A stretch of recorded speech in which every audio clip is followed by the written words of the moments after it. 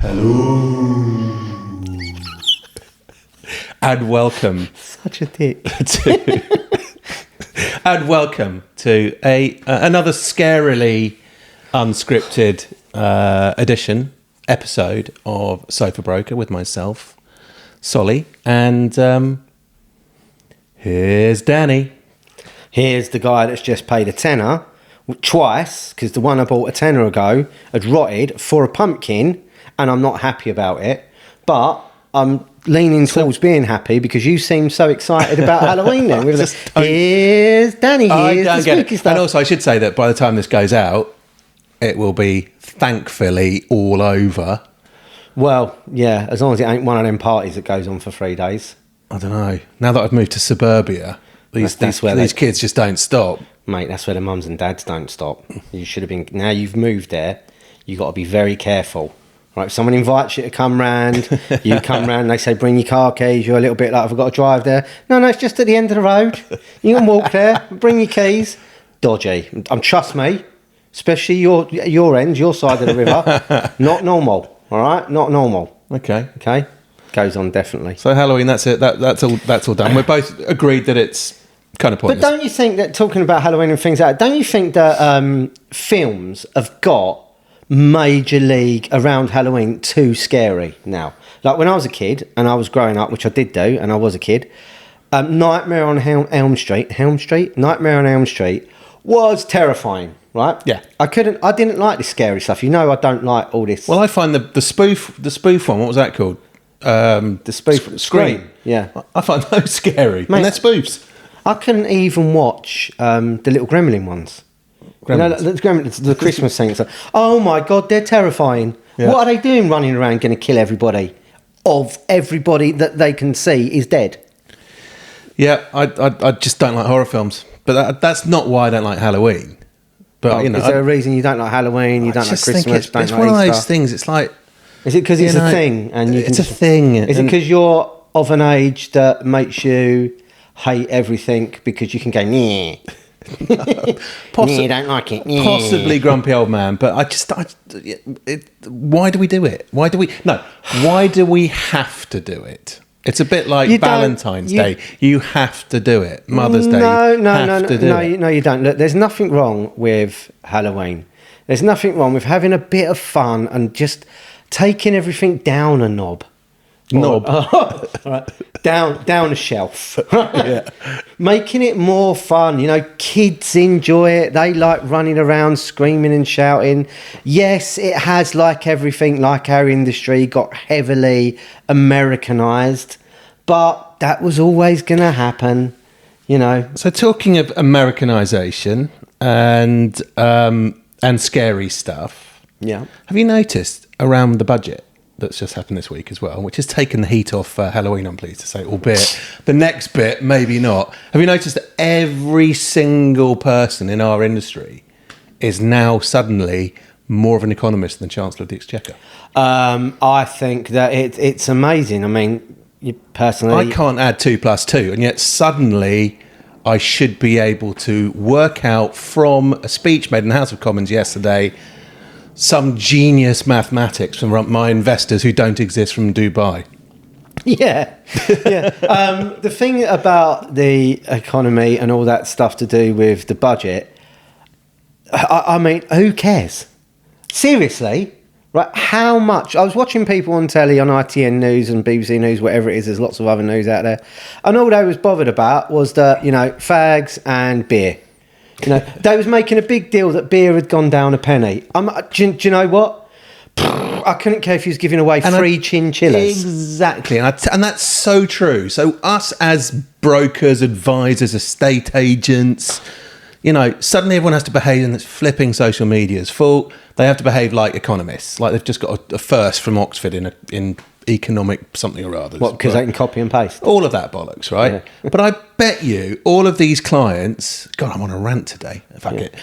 all of these clients... It's a bit scary. All of these clients... I'm scarier than old Tiffany's next to me right now. Don't say that, she'll beat you. She'll take it out. But all of these guys who are being advisors and being, international business people, even though they're with just selling houses, I bet you all of these clients that they're trying to prospect for and work for and be good agents for, I bet you their clients don't give a rat's arse about any of it. And they are probably just like you just said, they only care how much a bottle of champagne is, a pint of beer and 20 Bensons are. Yeah, well, I think it's not many of them are going to be concerned about a bottle of champagne because they know that's expensive. But in your house, that's probably a big deal. No, but it all means the same thing. I just don't get this whole. As soon as there's a news story, we suddenly have to be experts on said news story. You don't have to be. You're not there to be a financial expert on anything. I mean, I think if you do, you almost enter into a world of, you're going to get yourself in a lot of trouble because someone's going to make a decision based on what you said that's going to be wrong. Because let's face it, the general guy and girl that's an estate agent or a broker or wherever you are isn't going to be that versed. And that's just fact. Yeah. And if they are, then you should have gone into economics or something like that. E-commerce. So that's what I was trying to say, folks. In real time, just before we came on and did this, I had a WhatsApp from a guy, funnily enough, who's based in Dubai. And it's real. Is he the only one? It's not. It's not a spurious LinkedIn lead. This actually came directly from someone I know, and they know them, and they've worked with them, etc., etc. Anyway, the guy wants. Is it a friend of yours? The guy in Dubai wants to buy a property over here. Eventually, for his daughter, who's going to come to university here, but not for a few years. So he's like, I want to buy something now, get it all ready, have it some rental, have it all settled in, bedded down. Anyway, so he messaged me. I just messaged him saying, "Hey, how's it going? What we're going to do, what we're going to buy, And he said, I've just realised the yields in your country are terrible, and for me buying from overseas, an overseas property, a buy-to-let, whatever you want to call it, it just doesn't make any sense. I said, and I literally went back to him and said, yeah, you're absolutely right. This is a terrible country to buy in at the moment. Buy. Good luck. Yeah. But what else can I say? I'm not an economist. I can't future-proof. I don't do Savills marketing reports and all that kind of stuff. And most people, I think, are like me, but maybe feel that they have to be, have to wear every single hat that's associated with this industry. Just be honest. I was honest with the guy. I said, you're absolutely right. Country's gone to shit. Stay in Dubai. Keep your money turning over in Dubai. And when the time is right, come back to the good old UK. I think that's right. It's like what's the point in trying to do everything? If you're going to be out there thinking you've got to be everything, you're going to become a jack of all trades and a master of none. And the ability with what we do, and what some people that do this around us are doing, is, just concentrate on what you do, which is just selling to people and getting them in, getting a decent fee for a decent, job. Get the pricing right, get it out there, get the right buyers round. Check, what's going on with the buyers. Can they afford to buy it? Check their mortgages, stuff like that. That's as deep as you want to get into the financial world. Everything else, when people are sitting there and they're talking about, interest rates have gone up, or this has happened, or that's happened, none of it matters, right? Because none of it is going to affect the person that is in that mindset at the moment to buy or sell. They don't care. They're going to buy or sell. Do you think they're really that bothered if interest rates come down 0.25%? Even 0.5%, even a percent. Do you think that's going to stop someone that wants to buy and they want to then, I'm going to wait and hold on? Why? The best advice I heard years ago, when I was a young lad getting into it, I asked a seasoned estate agent, people saying they shouldn't buy yet because of this or that. He went, mate, if they want to buy. Yeah. There's no point waiting for what might happen or what can happen. Do you mind if I name check a very famous international broker at this point? I don't mind at all if you name check this very famous international broker, as long as it's one I don't know. You do, this guy well. But I did see on I think it was Insta or LinkedIn, but Ryan Serhant put something really funny out. What did he put? And I think it's really pertinent to us right now in the UK post-budget and all the sort of having to be a pro-economist and all this stuff. And he just put something out, and it's along the lines of how to react when your When your buyer says, "Oh, I don't think I'm going to buy now. I'm going to wait for the market, for the right market," and then he gets up a little picture of a brontosaurus or something and goes, "Do you think this guy waited for the right time?" No, a meteor came along and that was it. He was wiped out. And I just thought that's just so right, you know. And look at 07, 08, Northern Rock, Lehman Brothers, you know, that didn't stop people from buying and selling. Nothing stops people from buying and selling. And one of the things you should do is when you're talking to someone, whether they're going to be, you know, a buyer or a vendor, actually sit down with them and just make sure they are in the mindset that they're going to carry on with this. Because, you know, you waste a lot of time talking to people that are thinking about buying it. And because you're an agent, a lot of people will want to take energy from you and talk about, oh, what should we do in the market, and end up doing nothing. Yeah. But they'll take 4 or 5 hours of your time for nothing, just because it feels, you know, oh, it's fantastic, yeah, but I spoke to this guy today in the pub, because everyone knows that's where the best advice comes from, and they decided, you know, it wasn't a good time now, or it isn't.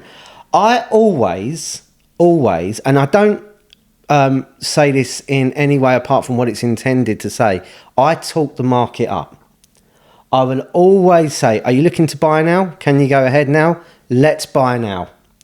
And if they go, oh, but I'm a bit worried about something, I said, then you're not ready to buy now, are you? Yeah. You know, I asked you, are you ready to commit, Mr. Vendor? Are you ready to commit today? You know, and it's like, yes, let's do it. You know, the same with a buyer. If we find something that's perfect, if me and Solly deliver something to you that's absolutely everything you could wish for, happening this week. Are you willing to say at that point you actually want to put your hat in the ring and I'm going to go for it?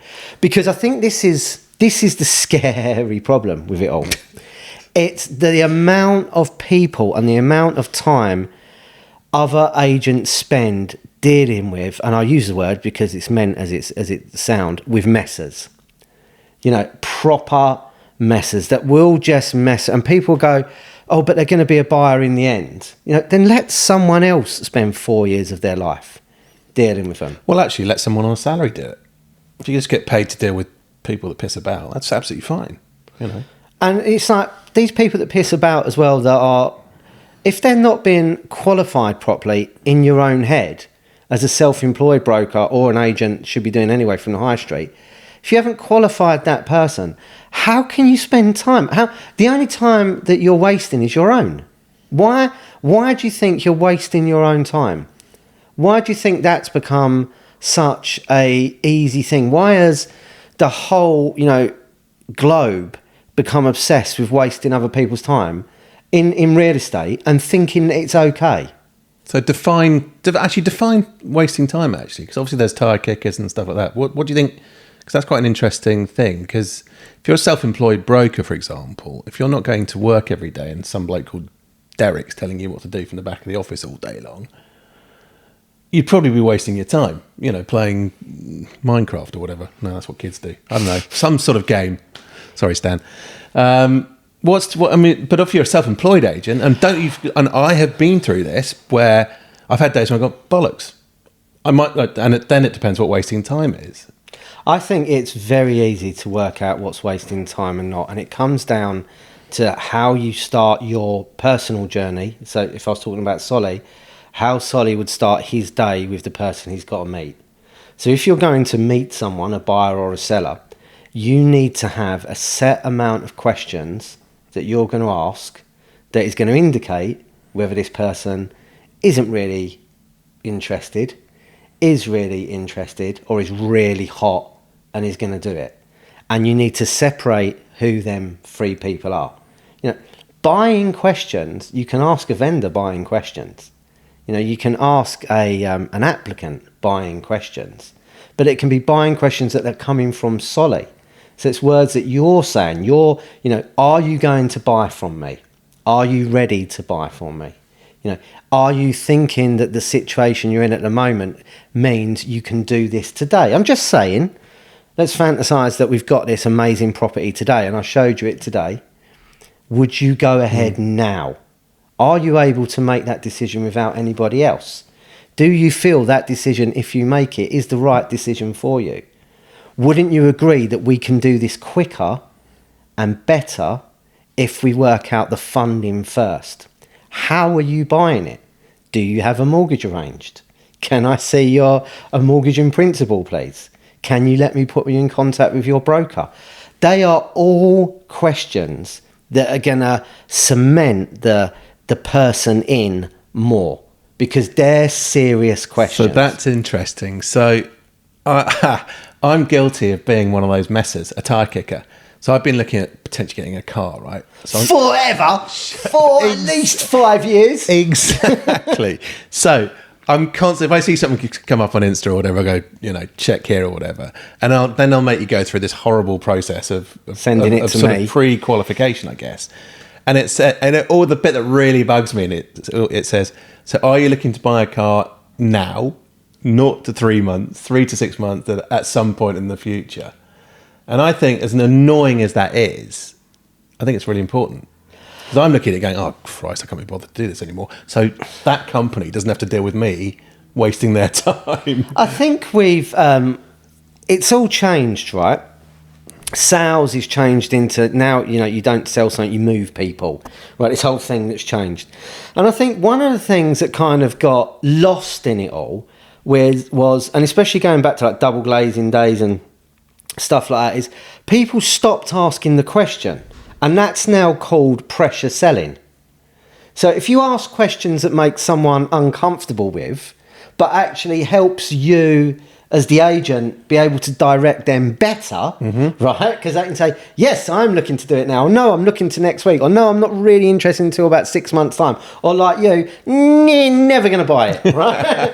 But if you can't, now you've got to sort of manufacture that pattern in your head and deliver that in a way that doesn't sound like it's pressure selling. Because how is, if I turn around to you, Solly, are you looking to buy it in the next month?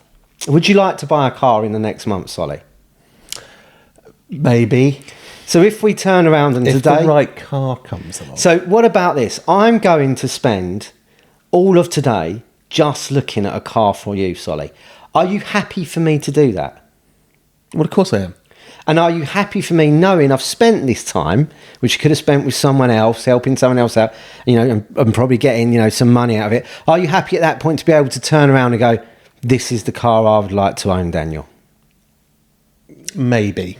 What makes you think maybe? What's holding you back, Solly? Ooh, quite happy with the car I've got. So you're probably not the person that would like me to engage spending a lot of time on I'm going to this. say to you, Daniel, Yes, Solly. put my card at the back of your applicant card box. Why? Why is it going to be at the back? Basically, what you've done is you've done the filtration process, and I'm not ready to buy a car. So if you're not ready to buy a car, when do you think you'll be ready to buy a car? Middle of next year.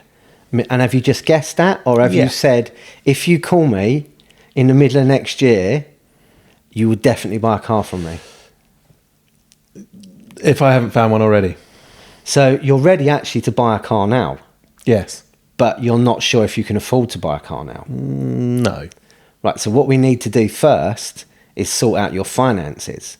Because if we can, and I'm pretty sure we can here, Solly, if we can sort your finances out now and put you in a position where you could buy that car this afternoon, or put you in a position where it says you've got to wait 6 months, at least then there's some clarity on where you need to be in your car journey. Is that something you'd like to look at? Yeah, I'd like to look at that. Let's spend 5 minutes. Let's sit down. I'm going to get my finance guy over and we'll see how you can actually move this forward. While we do that, I'm going to get out this spanking new sedan that I know you're going to like. It's got a Vela interior. Nice. Pink steering wheel. It's got an 8-track. Mate, it's got everything. It's bang up your street. And I just want you winking at that on screen in the distance, right, while you're talking to him about finance. Now, that wasn't a pressure sales environment, was it? That was lovely. But what happened there? You turned me from a maybe into potential, I'm going to say it, potential money. And did you think before we started putting this to camera we was going to say any of that? No. So this is a conversation that we can have with in people's houses when they're looking to sell. We always do. Or with buyers or sellers, to weed out the first question you started with, a brilliant question, how do we work out the messes? And the filtration system, I love that word. Did you come up with that on yourself? It's a pretty obvious one, right? I mean, it's a great word. But if there is a filtration system, so Solly should name check that. We should put it in the oh no, January. Can't thing. trademark it. Oh no, why not? No, it's too. Oh, you can't trademark a lot of things at the No, moment. I tried doing something the other day. What did you try and trademark the other day that was told we couldn't trademark it? I can't remember. I'd hate to say on a public platform like this. Yeah, it was something. It was quite. It was a. Can you wear a T-shirt wearing It was a spookily funky little phrase. We should get a couple of T-shirts for the power of. That one. Oh yeah. Well, surely that was one you was talking I about. don't know. There's quite a few. Why are we saying this? Don't know. So yeah, you can just you can. It's questions. All a good salesman or saleswoman does is ask the right questions. They do nothing but that. And then using the questions people say, they break it down, they break it down, they break it down, and then they find out actually what they're getting to. That's beautiful. And I think what's really interesting on a more on a serious note, actually, in that we are agents together. We're brothers in agent arms. And just today, we're going through a lot of this week, this month, moving forward with a great client who wants us to do everything. Yeah. And even today, when you've got on so well with them, had so many great conversations, done your filtration, all of that stuff, there was one point that I remember you rang me back while I was meeting the photographer around the corner, and he said, remind me how I spin that way around so it doesn't... Do you remember? I won't give away too much here, but you just came back to me just before I ring them. What was that bit you said that I turned them... that we backdoor it. Yeah. And that is the beauty of a sort of, a collaborative agency experience, And that's a really good segue into, that's why people should do the academy, being frank, and that's the most pushy way to do it, I think. And people should learn to talk to each other agents, and share, ideas, and it's really easy when you've got someone to bounce off of. Yeah. That's the easiest thing. So one of the things that, and people often ask me, they're looking to get into self-employed agency, they're not too worried. I always they're a bit worried about doing it, Solly, sorry. I always say, have you got someone you can start with? Yeah. It's really easy if you've got someone that's going to keep you going, keep you up. But also, before you have conversations with people, me and you do this a lot, is think about, well, what's that conversation going to look like? Put it in the shoes of the other person. And it's interesting when you've got two people like me where you're just properly from the wrong side of the river and proper posh, and someone like me who's a bit more normal and goes all the way from south of the river to Scotland. It's weird how you can get on so well. And that actually is a power. So if people can go out there and they're looking to get into this, would you say, definitely? I would. And I think it's... Yeah, absolutely. You just need someone to... It's like... marriage or whatever, you need someone to lean on when times are tough, when times are celebrate, when times are good. If you're not sure about something, like you weren't sure about the language to use today, it was 30 seconds on the phone, but it might just make the difference. Yeah. And if you'd just done it yourself and gone in and said the wrong words, and I'm sure I've done it loads of times as well, you might not get to the next bit, and that's business lost. And also, if you are doing it by yourself and you get ghosted by a client or ghosted by Is he going to say it again? A buyer, that's a lonely place to be. It's if you get absolutely nailed by a client and you've got a business partner to lean on when that happens, it really doesn't matter as much. Well, they end up. I mean, that's how I think a lot of agents end up being friends with other agents. They pick up on other people because they know the pain. Yeah. And people don't talk about the pain that's out there. Yeah. Because it sucks your blood. Well, it's interesting going and talking about salaried estate agents against brokers.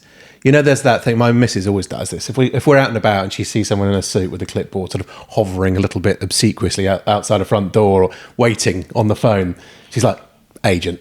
You know, if she sees a guy in a certain car driving in a certain, like on a Sunday in a suit, Yeah. or you know, whatever.